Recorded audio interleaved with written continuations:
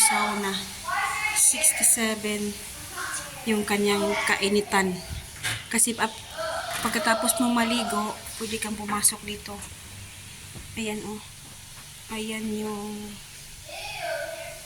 ano yan, yung tawag noon. Ayan. Yung bato na mainit. Ayan eh.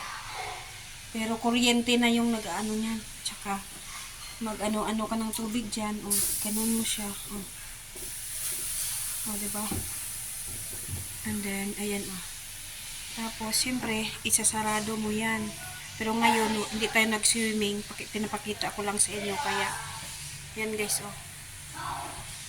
Parang ako, ay, natatakot akong pumasok dyan. Pag ako mag-isa.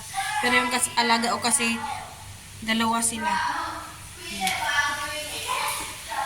Malaki din. Kasi ngayon winter kasi magandang pumasok dyan sa sauna. Ayan. Ito oh. May lagay ng tissue, hand soap. Okay guys, that's it for today's video. Thank you for watching. Bye everyone.